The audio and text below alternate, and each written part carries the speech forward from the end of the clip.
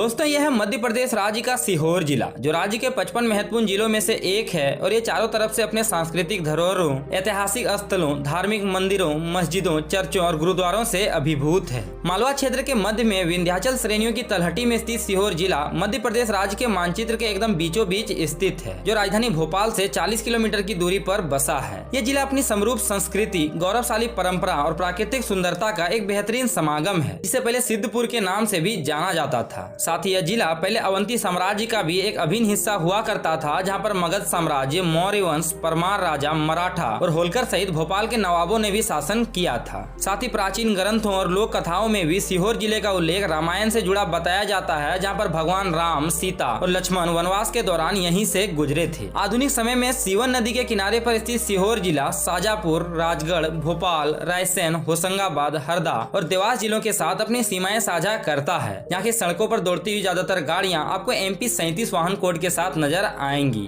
करीब 6578 वर्ग किलोमीटर के एक विशाल भूभाग पर फैला सीहोर जिला कुल 8 तहसीलों में बटा है, जो इस जिले की प्रशासनिक स्थिति को नियंत्रित करती है। साथ ही इस जिले की एक बड़ी अर्थव्यवस्था सीवन, कोलार और पार्वती नदियों की जलधारा से सिंचित होने वाली कृषि कार्यों पर निर्भर है, जहाँ पर किसान धान, गेहूँ, सोयाबीन और मक्के का बहुतायत पैमाने पर उत्पादन करते हैं। इसके अलावा भी लघु उद्योगों में यहाँ पर चमड़ा उद्योग, टेक्सटाइल इंडस्ट्रीज, कपड़ा विनिर्माण केंद्र और फूड प्रोसेसिंग इंडस्ट्री जैसे कई सारे क्षेत्र भी यहाँ के आर्थिक विकास और रोजगार सृजन में एक महत्वपूर्ण भूमिका निभाते हैं। तो आइए दोस्तों अब जानते हैं सीहोर जिले के कुछ महत्वपूर्ण आंकड़ों को। तो 2011 के सेंसस और 2026 के अनुमानित आंकड़ों के मुताबिक इस जिले की कुल आबादी तकरीबन 16.5 लाख के आसपास है, जिनमें से 70% की आबादी ने भारतीय शिक्षा पद्धति को अपनाया है। वहीं धार्मिक जनगणना की बात करें तो यहाँ की 88% आबादी हिंदू, 10% मुस्लिम और 2% अन्य जाति समुदाय से ताल्लुक रखने वाले लोग आते हैं। साथ ही महिला पुरुष अनुपात की बात करें तो यहाँ के प्रत्येक 1000 मर्दों की जनसंख्या मात्र 918 महिलाओं पर निर्भर है। और हाँ दोस्तों, मध्य प्रदेश राज्य के किसी शहर की बात हो रही हो और वहाँ के खान पान का जिक्र ना हो तो भला ऐसा कैसे हो सकता है। तो चलिए आपको सीहोर जिले का स्वाद चखाते हैं। तो खान पान के मामले में यहाँ के लोग दाल बाटी, कचौड़ी और पोहा को खाने में सबसे ज्यादा पसंद करते हैं। वहीं यहाँ पर मिलने वाला रसगुल्ला, गुलाब जामुन, जलेबी और घेवर को यहाँ की पहचान भी मानी जाती है। अभी के मौजूदा दौर में सीहोर जिला अभूतपूर्व गति से विकसित हो रहा है, जहाँ पर हेल्थ सेक्टर, एजुकेशन, चौड़ी सड़कें और इंफ्रास्ट्रक्चर डेवलपमेंट का एक बड़ा एक्सटेंसिव नेटवर्क आप सभी को देखने को मिलेगा। यहाँ पर सरकार की कई सारी परियोजनाओं पर भी कार्य किया जा रहा है, जो आने वाले समय में ये मध्य प्रदेश ही नहीं बल्कि भारत के सबसे तेजी से विकसित होने वाले शहरों की सूची में भी गिना जाएगा।